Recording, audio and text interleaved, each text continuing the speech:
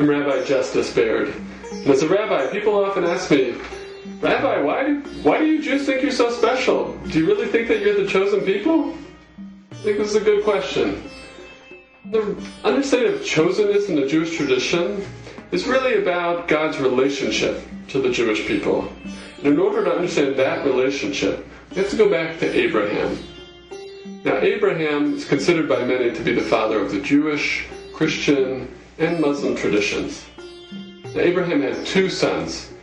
His first son, Ishmael, whose mother was Hagar, and his son, Isaac, whose mother was Sarah. And what's interesting about these two sons is that in the sacred scriptures of the Jewish people, in the Torah itself, we read that God is going to bless both Ishmael and Isaac to become a great nation.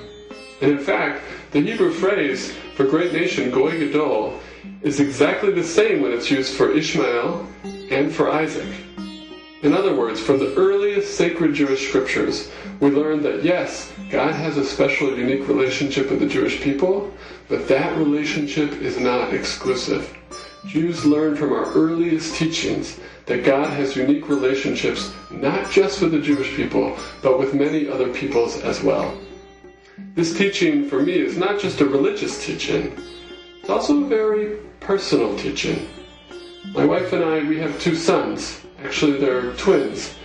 And I've learned as I figure out how to be a dad that my relationship with one of my sons, my unique relationship with him, does not prevent me from having a unique and special relationship with my other son.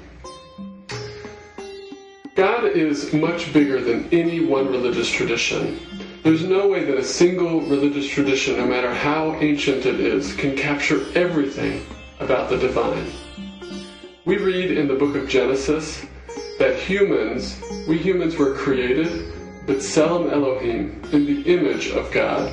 And when we say that our path to God, our religious understanding of God, is the only right path, we commit the sin of creating God in our image, instead of remembering that we are created in the image of God.